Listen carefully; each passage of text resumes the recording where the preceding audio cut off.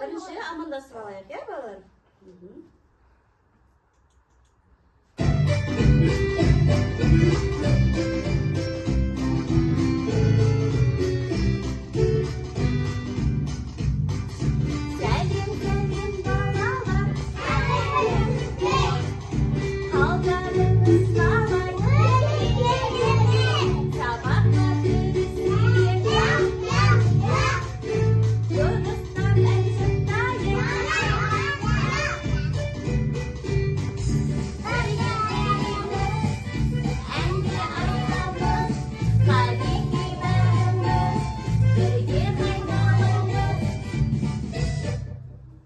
Жарайсыңдар балалар? Балалар, сендер қайда келдіңдер? Музыкаға. Сіздерге ән айтқан ұнай ма? Музыка сабағы ұнай ма? Не істейсіңдер балалар музыка сабағына келгенде?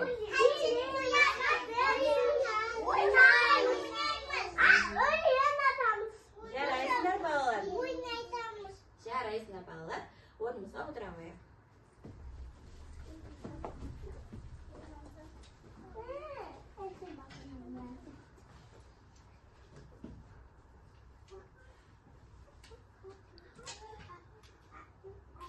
Балалар, бүгінгі ұйымдастырылған іс-әрекетіміздің тақырыбы қазақтың ұлттық музыкалық аспаптары.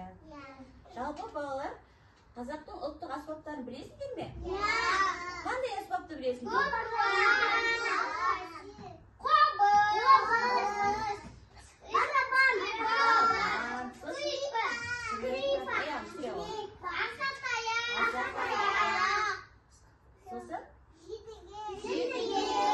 Жарайсыңдар балалар, дұрыс айтасыңдар. Қазақтың ұлттық аспаптары өте көп екен, да балалар?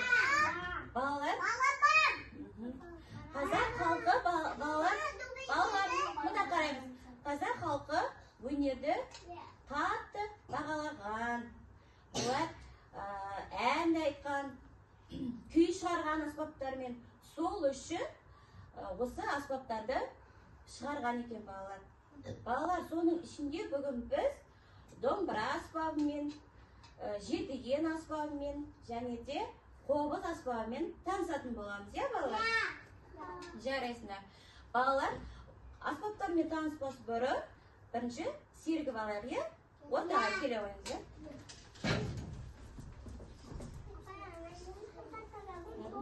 Орнымызға тұра қойайық. Мұнда тұра қойсыз, мұнда тұра қойсыз.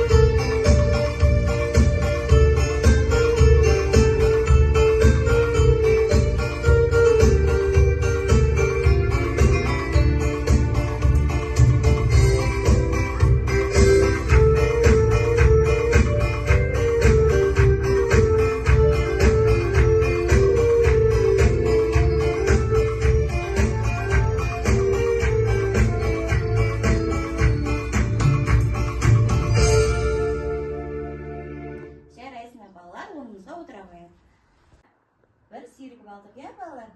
Балалар, ендеше бүгінгі біздің домбыра аспабымен танысайық, иә? Домбыра аспабы екі шертіп тартылатын аспаптың түрі. Қазақтың, яғни ұлттық аспабының басты аспабы болып саналады балалар. Және де жетіген аспабы балалар. Міне, жетіген аспабы көп шертпелі аспап болып саналады балалар. Көп шекті балалар. Шектері өте көп екен да балалар? Көрінді ме? Ағаштан жасалған көп шекті аспап. Балалар, қобыз аспабын көрейік. Қобыз аспабы. Міне балалар, қобыз аспабы аттың қалынан жасалған шекті аспабы. Өзінің жаңағы шертіп тартатын өзінің құралы бар екен балалар. Көріп қоя ма? Қазір балалар, мен сендерге мына аспаптардың QR коды арқылы сіздерге ұялы телефонға QR коды арқылы әліпбиді тыңдатам. Сіздер сол аспаптың қай аспап екен тануымыз керек, айтуымыз керек, иә? Ол үшін көзімізді жұмайық. Көзімізді ашпаймыз. Мен сіздерге қазір мына ұялы телефон арқылы аспаптарды қосамын. Үнін қосамын қазір.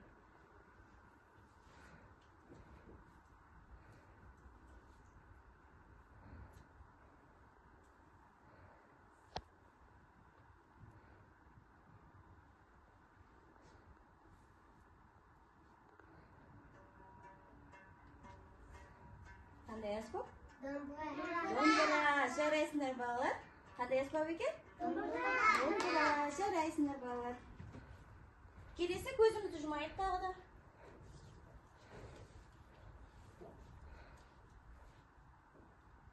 Көзімізді жұмайық, ашпаймыз көзімізді.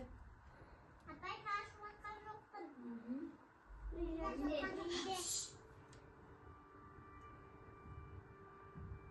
Қандай аспап балалар?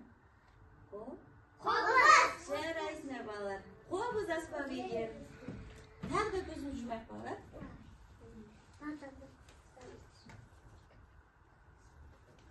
Ал ашпаймыз көзімізді жұмамыз.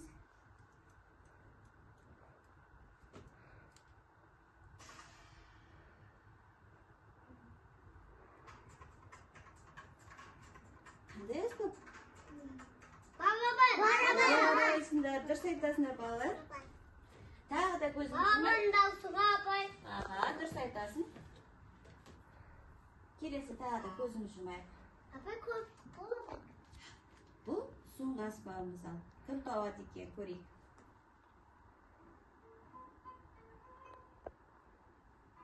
Жетіген. Жарайсыңдар балалар, дұрыс таптыңдар. Жарайсыңдар. Балалар, біздің аспаптарымыз үш түрге бөлінеді екен. Үш түрге бөлінеді. Үрмелі аспап. Міне балалар. Үрмелі аспап міне. Көрдік қой, иә? Үрмелі аспаптарға өте көп аспаптар кіреді екен. Соның ішінде саксофон кіреді, ысқырық кіреді, ерінмен шертілген гармон дейтін бұл жерде. Өте көп аспаптар кіреді екен, да балалар? Содан кейін ұрмалы аспаптар. Екінші түрі ұрмалы аспаптар. Оған барабан кіреді. Барабанды ұрамыз ба? Қасықтар кіреді балалар. Қасықты ұрамыз ба? Ұрамыз, дұрыс айтасыңдар. Бубен дейді, яғни бубенді де ұру арқылы ұрмалы аспапқа жатады екен балалар. Өте көп екен да аспаптың түрлері. Келесі ішекті аспаптар. Ішекті аспаптарға, яғни шертіп тартылатын аспаптар жатады екен. Оған қандай аспап жатады екен? Домбыра, дұрыс айтасың. Сосын? Қобыз жатады екен. Дұрыс айтасыңдар балалар. Жарайсыңдар балалар. Өте тамаша қатыстыңдар балалар. Енді біз ойын ойнайықшы, иә? Ойын ойнағыларың келе ме? Mına домбыра аспабымен қазір күйші болғың келе ме деген ойынды ойнаймыз, е балалар? Ол үшін ортаға шеңберге тұра қояйық. Ортаға тұра қояйық. Ортаға тұра қояйық шеңберге. Қазір қол жасау. Мынау қандай аспап? Домбыра аспабымен біз қазір ойын ойнаймыз, е? Ол үшін ортаға бір балақайды шығарамыз да, домбыраны береміз. Ол балақай алады да, ол домбыраны достарына ұсынады. Сіздерге айтады, күйші болғыңыз келе ме деп. Сіздер я деп жауап берсеңіздер, сол домбыраға қуып жетуіңіз керек, ема балалар? Түсінікті ғой? Жарайды балалар, онда ендеше бәріміз орнымызға тұрайық. Бастайық. Адияш, тұра ғой. Тұра ғой, Адияш. Аха.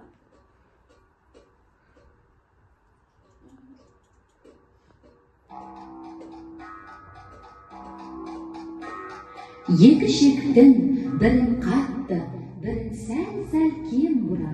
Нағыз қазақ қазақ емес, нағыз қазақ домбыра. Ал балақай келе ғой, сазда үнге ере ғой. Домбырамен кешерді, шеңбермен жүре ғой.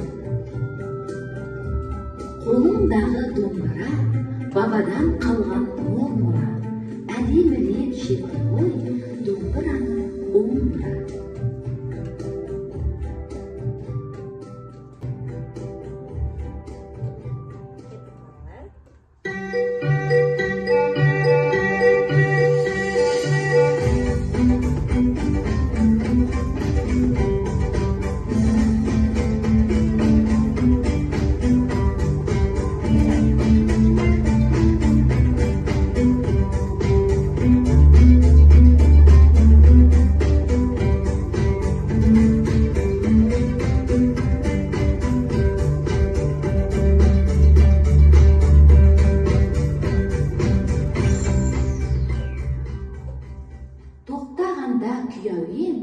Достарынан сен сұра, күйші болғың келе ме?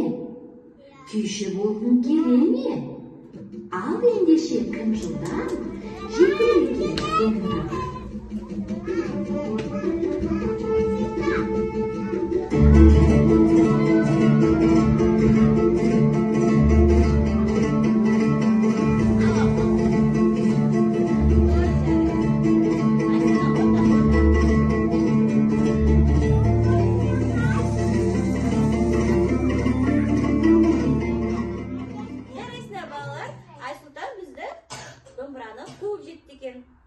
Енді Айсұлтанның ойынын тамашалайық.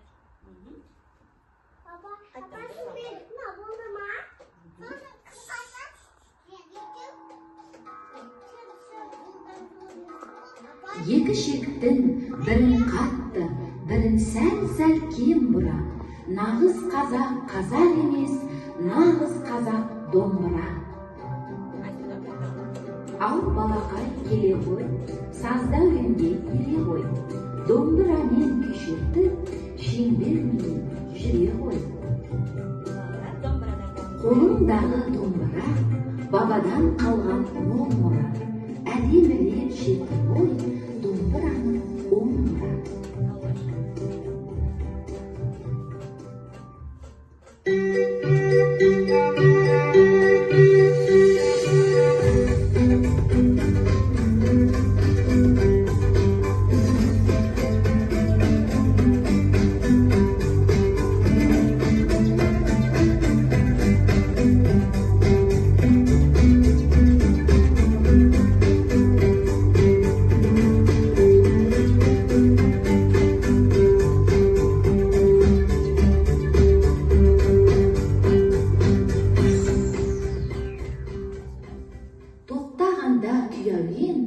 Достарынан сен сұра, күйші болғың келе ме?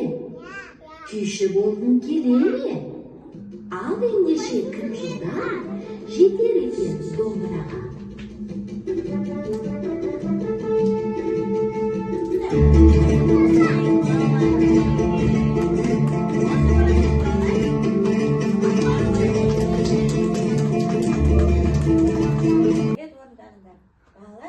Бүгін ұйымдастырған іс-әрекетімізде қандай аспаптармен таныстық? Домбыра. Жетіген. Аспаптармен таныстық, иә? Балалар, қазақтың ұлттық аспаптары неше түрге бөлінеді екен? 3 түрге бөлінеді екен, да? Жарайсыңдар балалар. Балалар, осы аспаптармен қазір біз оркестр орындап бүгінгі ұйымдастырған іс-әрекетімізді қорытындылайық, иә балалар? Жарайсыңдар. Ендеше ортаға тұра қояйық.